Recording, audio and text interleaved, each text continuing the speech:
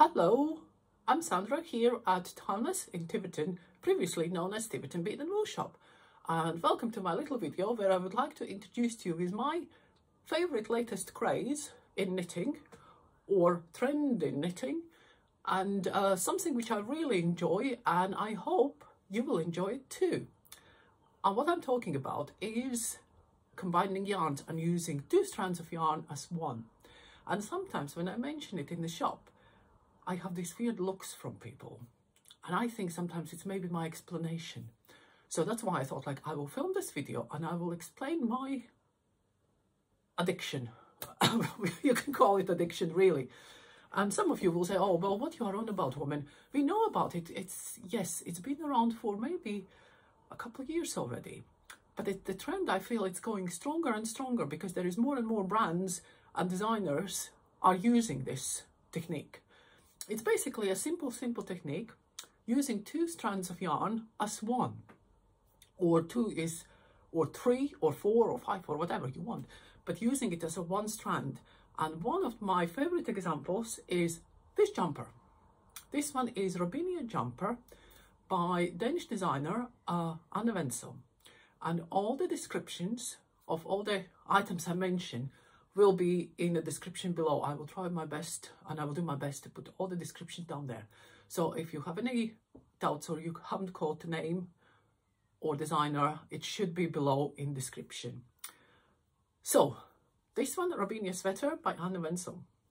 And this one is a very good example where there is two types of yarns. One, which is the brown one, which is a plain straightforward yarn. And then there is the purple section, and the purple section is three yarns used as one. There is the 3D yarn, which is again quite fine yarn. There is this one, which is kind of adds the depth of the color. And then there is the kid silk, which is the fluff on top. And if you can see from, let's say, here, where you can clearly see where the tweed has done the tweedy thing and where the darker plum color is just adding depth. And then there is a beautiful fuzz on the top, so to make that jumper very cozy and soft.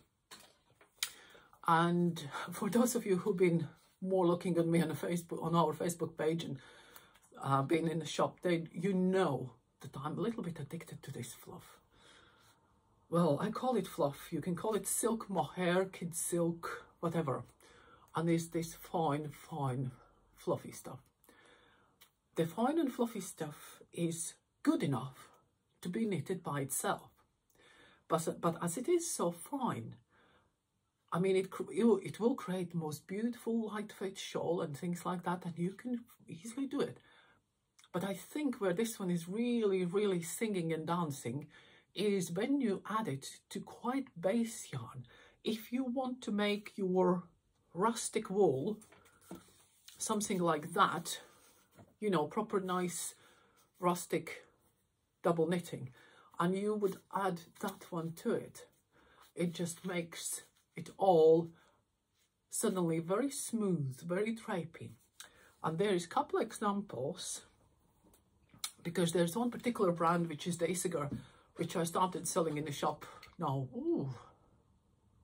pre-pandemic, so 3-4 years ago, I would think, at least. And I just loved their principle and they were the first ones, and most of their designs will be combination of yarns. And you can see how this one has that kid silky hazy top, but it has the rustic look as well. And the rustic comes from their very basic, very fine 100% country wool, which is, you can see it's quite coarse, but you add this to it and ooh.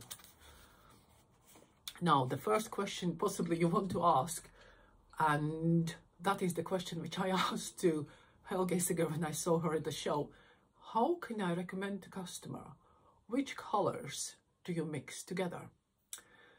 And then she just looked at me and she pulled the drawer open and there was piles and piles of little tension squares, and she said, you just do your swatches.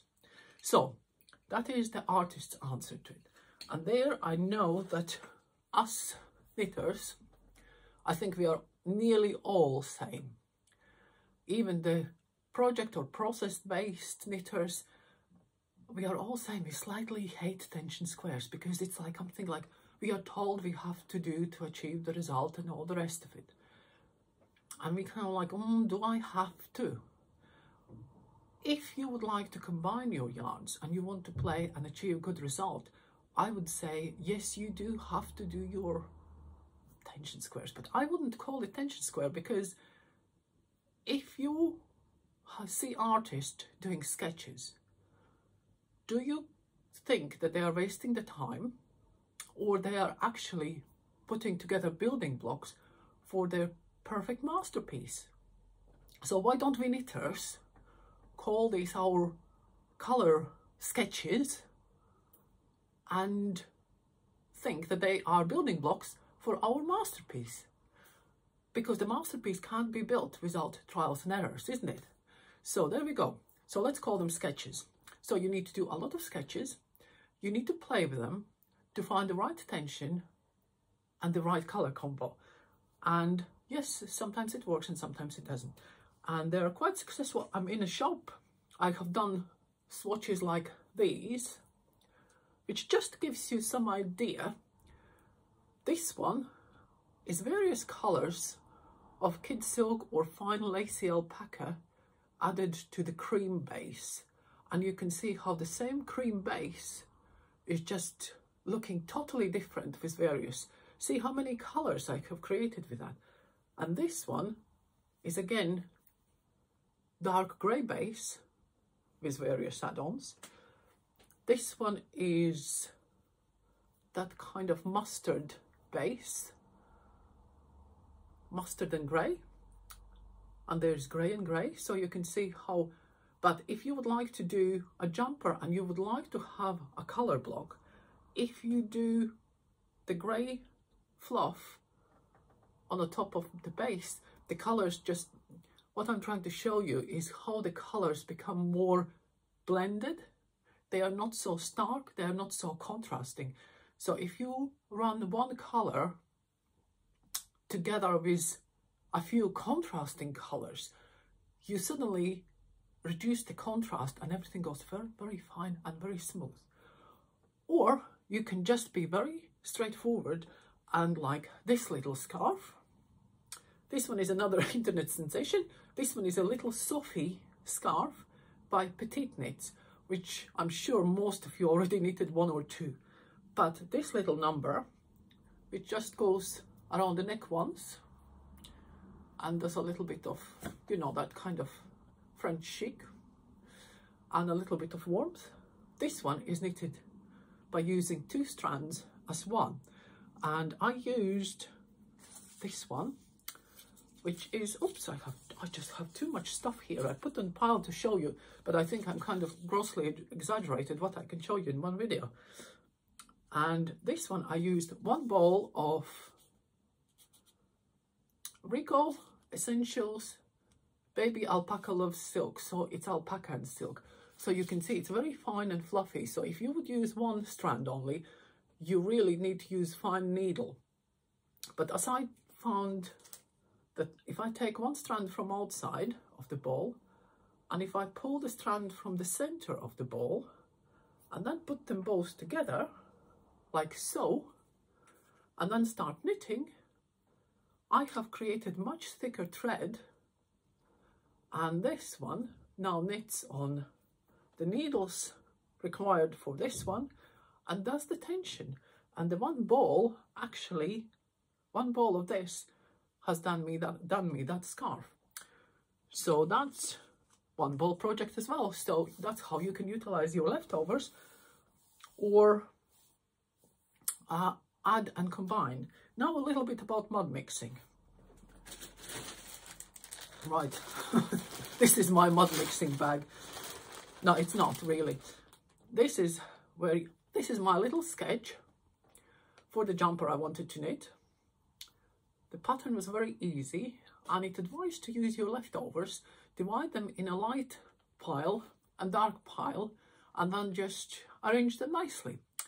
So I had my leftovers, and I figured out that I don't like that yellow there, but I like the blues and greens, and I will just go for my darker colors will be the dark blues and greens, and the lighter ones will be my lighter colors. And there is my mud mixing. Well, it's not in this light. It actually looks quite nice and contrasting. It's just, it looks pretty enough.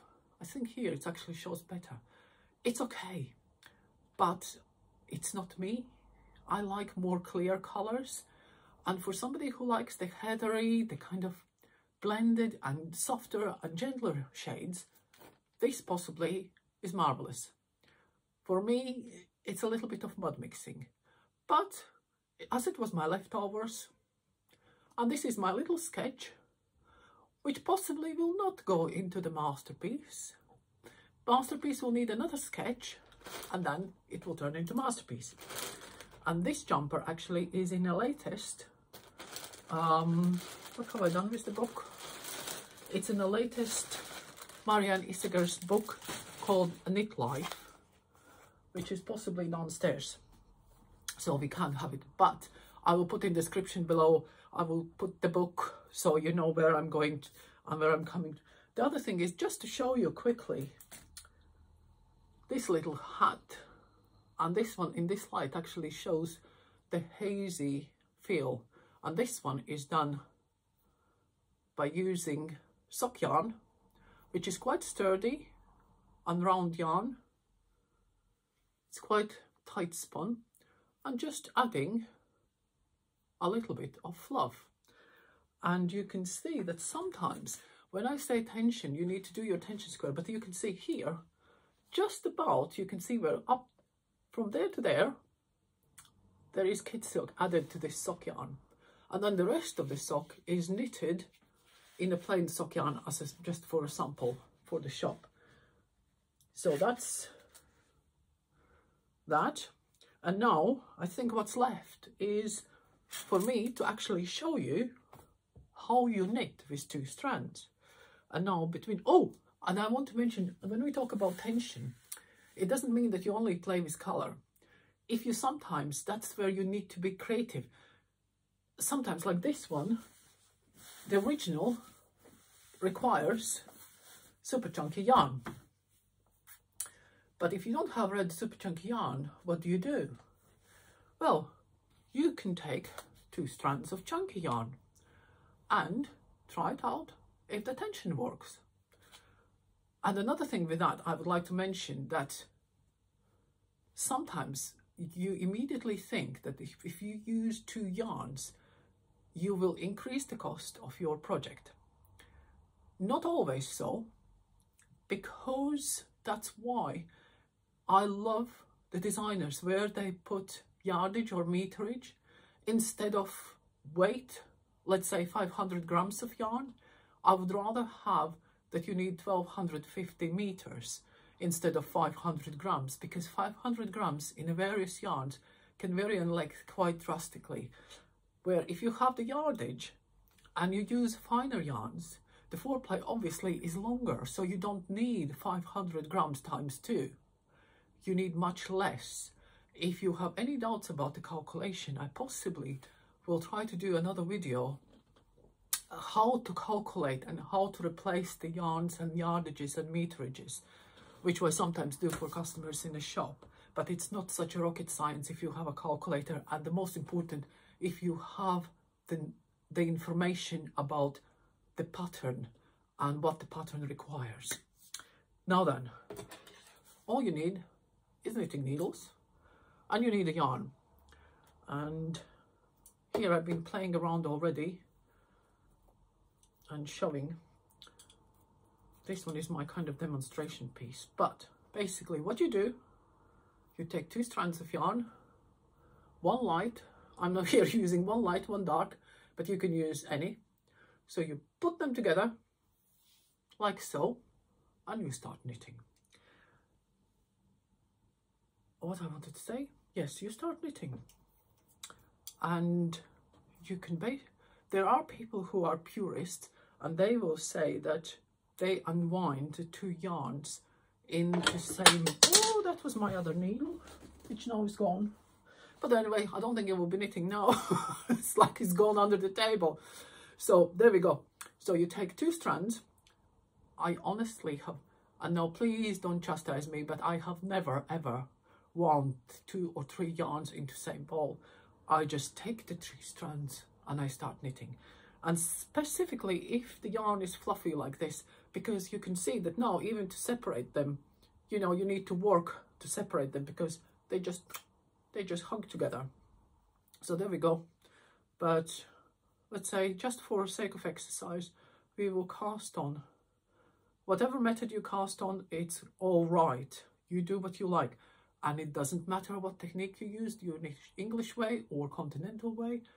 The principle is same. Just take the 2 strands and use it as one. So there we go. So I have cast on. You can see how this one is starting to show the dark color and the light color. So there we go. Yes, my needle is gone, so we will not be going to, but that basically is knitting with 2 strands of yarn. And I hope you will enjoy it. I hope you will have a go and you will do your sketches and keep your sketches, and as well journal them. Buy the notebook and just, you know, write down your notes. And that is just sometimes such a joy to look back and think like, oh, what tension could I achieve with that? Or what needles did I use there? Just write it down and have your nice little box with your sketches for your masterpiece. And see you all soon. Bye.